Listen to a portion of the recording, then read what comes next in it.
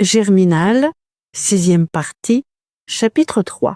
Ce dimanche-là, dès 8 heures, Souvarine resta seule dans la salle de l'avantage, à sa place accoutumée, la tête contre le mur. Plus un charbonnier ne savait où prendre les dessous d'une chope. Jamais les débits n'avaient eu moins de clients. Aussi Madame Rasseneur, immobile au comptoir, gardait-elle un silence irrité, pendant que Rasseneur, debout devant la cheminée de fonte, semblait suivre, d'un air réfléchi, la fumée rousse du charbon. Brusquement, dans cette paix lourde des pièces trop chauffées, 3 petits coups secs, tapés contre une vitre de la fenêtre, firent tourner la tête à Souvarine. Il se leva. Il avait reconnu le signal, dont plusieurs fois déjà Étienne s'était servi pour l'appeler, lorsqu'il le voyait du dehors fumant sa cigarette, assise à une table vide. Mais, avant que le machineur eût gagné la porte, Rasseneur la vit ouverte. Et, reconnaissant l'homme qui était là, dans la clarté de la fenêtre, il lui disait « Est-ce que tu as peur que je ne te vende? Vous serez mieux pour causer ici que sur la route. » Étienne entra. Madame Rasseneur lui offrit poliment une chope qu'il refusa d'un geste. Le cabaretier ajoutait « Il y a longtemps que j'ai deviné où tu te caches. Si j'étais un mouchard, comme tes amis le disent, je t'aurais depuis 8 jours envoyé les gendarmes. » « Tu n'as pas besoin de te défendre, » répondit le jeune homme. « Je sais que tu n'as jamais mangé de ce pain-là. On peut ne pas avoir les mêmes idées et s'estimer tout de même. » Et le silence régna de nouveau. Souvarine avait repris sa chaise, le dos à la muraille, les yeux perdus sur la fumée de sa cigarette. Mais ses doigts fébriles étaient agités d'une inquiétude. Il les promenait le long de ses genoux, cherchant le poil tiède de Pologne, absente ce soir-là. Et c'était un malaise inconscient, une chose qui lui manquait sans qu'il sût au juste laquelle. Assis de l'autre côté de la table, Étienne dit enfin « C'est demain que le travail reprend au Voreux. Les Belges sont arrivés avec le petit Négrel. »« Oui, on les a débarqués à la nuit tombée, » murmura Rasseneur, resté debout. « Pourvu qu'on ne se tue pas encore. » Puis, haussant la voix, « Non, vois-tu, je ne veux pas recommencer à nous disputer. Seulement, ça finira par du vilain si vous vous entêtez davantage. Tiens, votre histoire est tout à fait celle de ton international. J'ai rencontré Pluchart avant-hier, à Lille, où j'avais des affaires. Ça se détraque, sa machine, paraît-il. » Il donna des détails. L'association, après avoir conquis les ouvriers du monde entier dans un élan de propagande, dont la bourgeoisie frissonnait encore, était maintenant dévorée, détruite un peu chaque jour par la bataille intérieure des vanités et des ambitions. Depuis que les anarchistes y triomphaient, chassant les évolutionnistes de la première heure, tout craquait. Le but primitif, la réforme du salariat, se noyait au milieu du tiraillement des sectes, les cadres savants se désorganisaient dans la haine de la discipline. Et déjà, on pouvait prévoir l'avortement final de cette levée en masse, qui avait menacé un instant d'emporter d'une haleine la vieille société pourrie. Pluchart en est malade, poursuivit Rasseneur. Avec ça, il n'a plus de voix du tout. Pourtant, il parle quand même, il veut aller parler à Paris, et il m'a répété à 3 reprises que notre grève était fichue. Étienne, les yeux à terre, le laissait tout dire sans l'interrompre. La veille, il avait causé avec des camarades, il sentait passer sur lui des souffles de rancune et de soupçon, ces premiers souffles de l'impopularité qui annoncent la défaite. Et il demeurait sombre.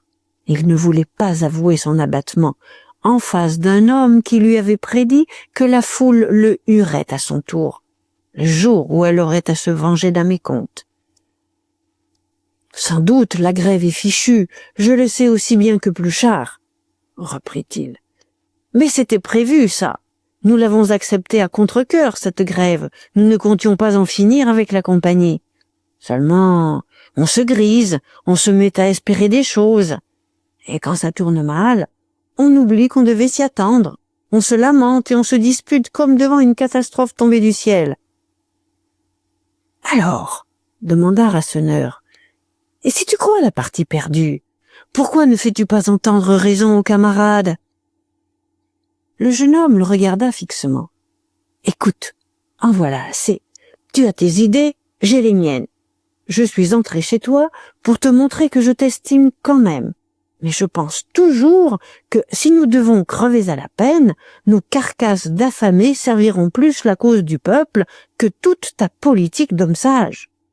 Ah, si un de ces cochons de soldats pouvait me loger une balle en plein cœur, comme ce serait crâne de finir ainsi. » Ses yeux s'étaient mouillés dans ce cri où éclatait le secret désir du vaincu, le refuge où il aurait voulu perdre à jamais son tourment. « Bien dit !» déclara madame Rasseneur, qui, d'un regard, jetait à son mari tout le dédain de ses opinions radicales. Souvarine, les yeux noyés, tâtonnant de ses mains nerveuses, ne semblait pas avoir entendu. Sa face blonde de fille, au nez mince, aux petites dents pointues, s'ensauvageait dans une rêverie mystique où passaient des visions sanglantes. Et il s'était mis à rêver tout haut. Il répondait à une parole de Rasseneur sur l'Internationale, saisie au milieu de la conversation. « Tous sont des lâches. Il n'y avait qu'un homme pour faire de leur machine l'instrument terrible de la destruction. Mais il faudrait vouloir. Personne ne veut.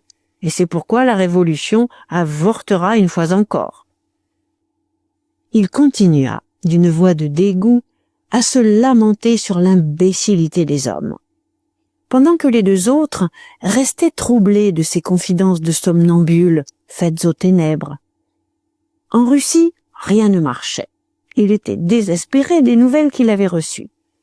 Ses anciens camarades tournaient tous aux politiciens.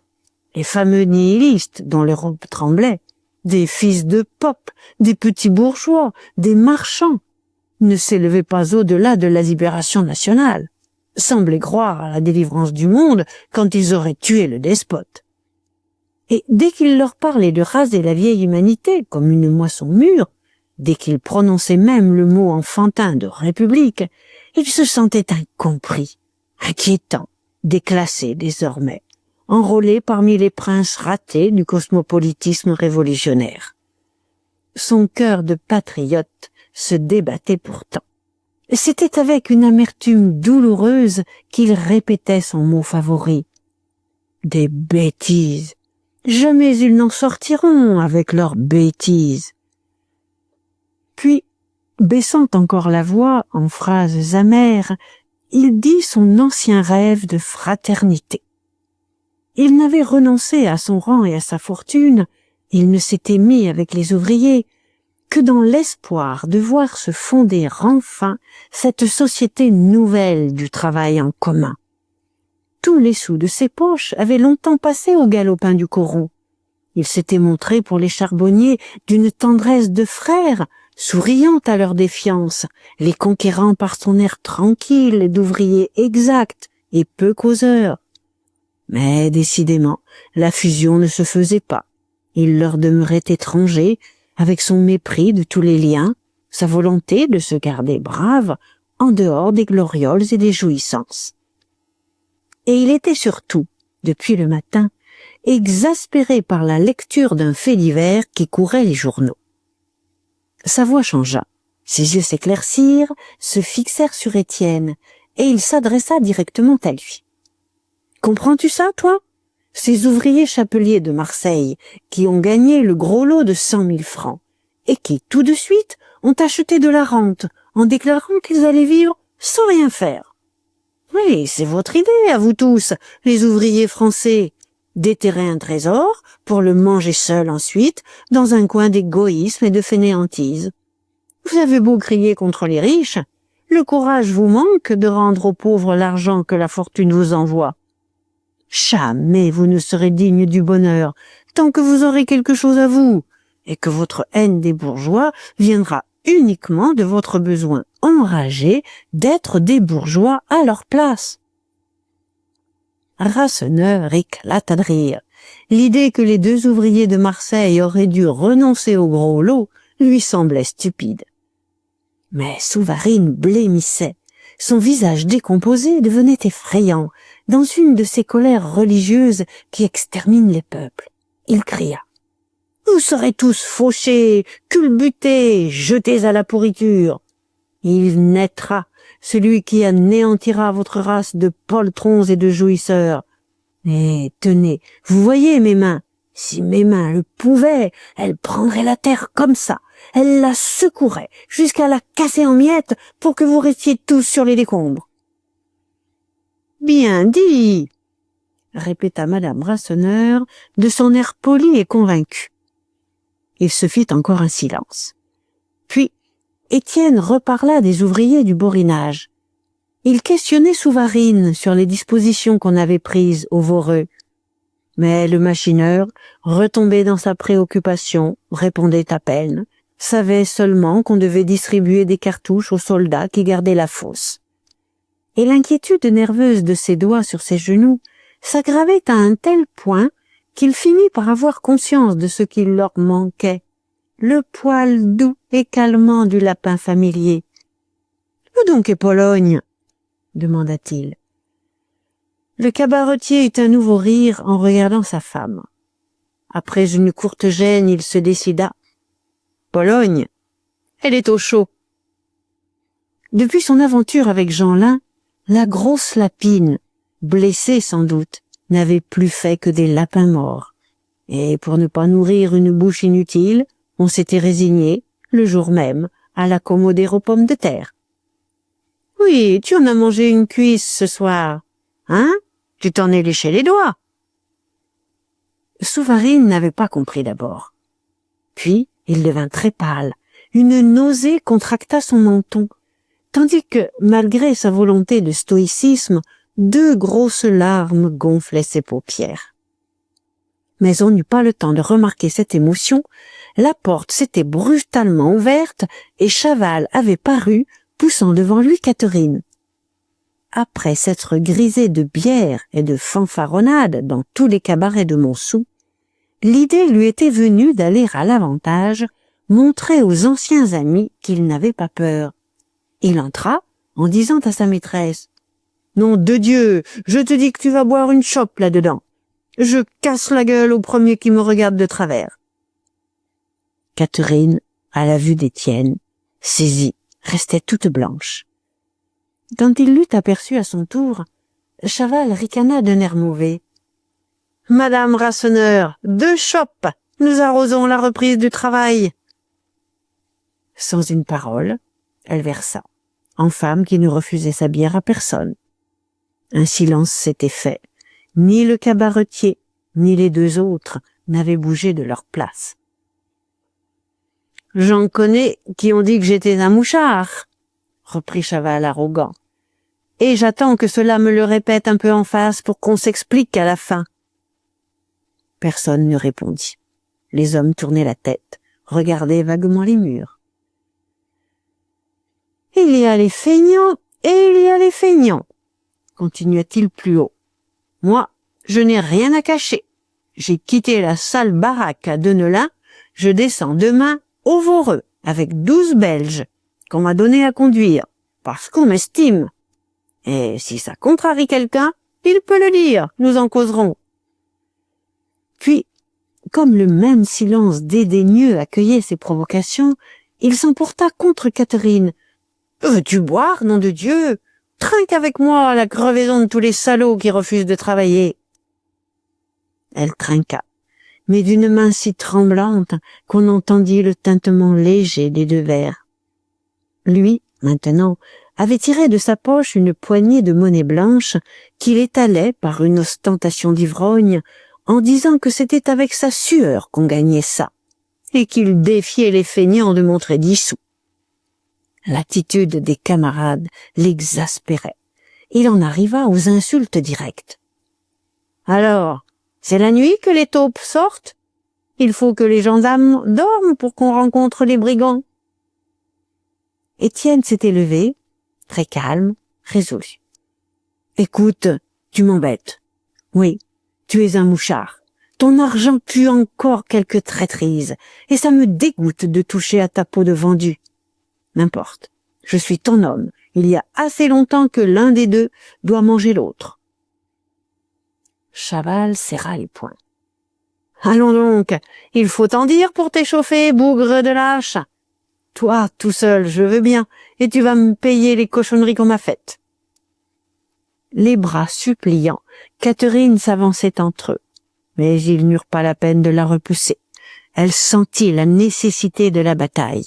Elle recula d'elle-même, lentement. Debout, contre le mur, elle demeura muette, si paralysée d'angoisse qu'elle ne frissonnait plus, les yeux grands ouverts sur ces deux hommes qui allaient se tuer pour elle. Madame Rasseneur, simplement, enlevait les chopes de son comptoir, de peur qu'elles ne fussent cassées. Puis, elle se rassit sur la banquette, sans témoigner de curiosité malséante. On ne pouvait pourtant laisser deux anciens camarades s'égorger ainsi. Rasseneur s'entêtait à intervenir, et il fallut que Souvarine le prit par une épaule, le ramena près de la table en disant « Ça ne te regarde pas, il y en a un de trop, c'est au plus fort de vivre. » Déjà, sans attendre l'attaque, Chaval lançait dans le vide ses poings fermés. Il était le plus grand, dégingandé, visant à la figure par de furieux coups de taille des deux bras l'un après l'autre, comme s'il eût manœuvré une paire de sabres. Et il causait toujours, il posait pour la galerie avec des bordées d'injures qui l'excitaient. « Ah, sacré Marlou, j'aurai ton nez, c'est ton nez que je veux me foutre quelque part. Donne donc ta gueule, miroir à putain, que j'en fasse de la bouillie pour les cochons. Et nous verrons après si les garces de femmes courent après toi. » Muet, les dents serrées, Étienne se ramassait dans sa petite taille, jouant le jeu correct, la poitrine et la face couvertes de ses deux poings. Et il guettait, il les défendait avec une raideur de ressort en terribles coups de pointe. D'abord, ils ne se firent pas grand mal.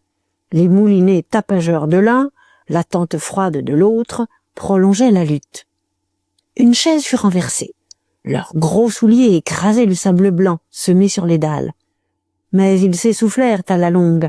On entendit le ronflement de leur haleine, tandis que leurs faces rouges se gonflaient comme d'un brasier intérieur dont on voyait les flammes par les trous clairs de leurs yeux.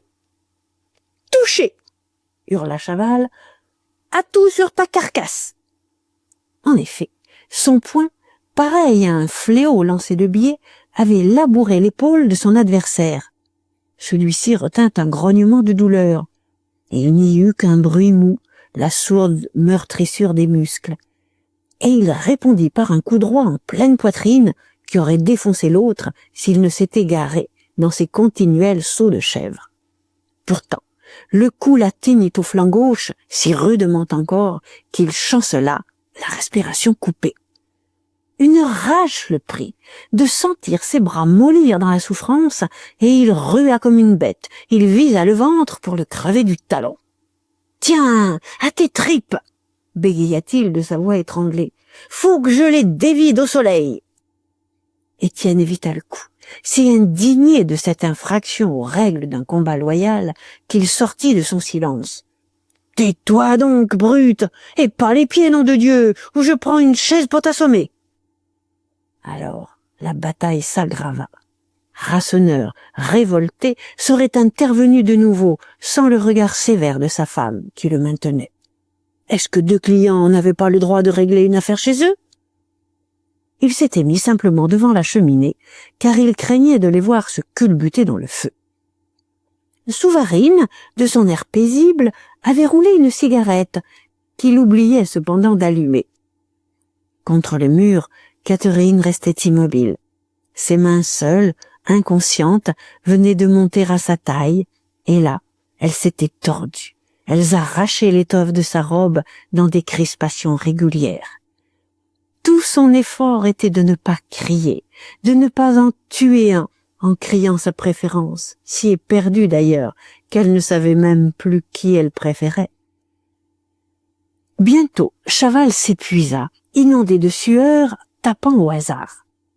Malgré sa colère, Étienne continuait à se couvrir, parait presque tous les coups, dont quelques-uns les raflaient. Il eut l'oreille fendue, un ongle lui emporta un lambeau du cou, et dans une telle cuisson qu'il jura à son tour en lançant un de ses terribles coups droits. Une fois encore, Chaval gara sa poitrine d'un saut, mais il s'était baissé, le poing l'atteignit au visage, écrasa le nez, enfonça un œil.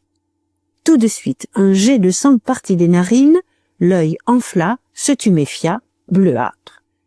Et le misérable, aveuglé par ce flot rouge, étourdi de l'ébranlement de son crâne, battait l'air de ses bras égarés, lorsqu'un autre coup, en pleine poitrine, enfin, l'acheva. Il y eut un craquement, il tomba sur le dos, de la chute lourde d'un sac de plâtre qu'on décharge. Étienne attendit. « Relève-toi, si tu en veux encore, nous allons recommencer. » Sans répondre, Chaval, après quelques secondes d'hébétement, se remua par terre, détira ses membres. Il se ramassait avec peine, il resta un instant sur les genoux, en boule, faisant de sa main, au fond de sa poche, une besogne qu'on ne voyait pas. Puis, quand il fut debout, il se rua de nouveau, la gorge gonflée d'un hurlement sauvage. Mais Catherine avait vu, et malgré elle, un grand cri lui sortit du cœur et l'étonna, comme l'aveu d'une préférence ignorée d'elle-même. « Prends garde, il a son couteau !» Étienne n'avait eu que le temps de parer le premier coup avec son bras. La laine du tricot fut coupée par l'épaisse lame, une de ces lames qu'une virole de cuivre fixe dans un manche de buis. Déjà, il avait saisi le poignet de Chaval, une lutte effrayante s'engagea, lui se sentant perdu s'il lâchait, l'autre donnant des secousses pour se dégager et frapper. L'arme s'abaissait peu à peu, leurs membres raidis se fatiguaient. 2 fois, Étienne eut la sensation froide de l'acier contre sa peau.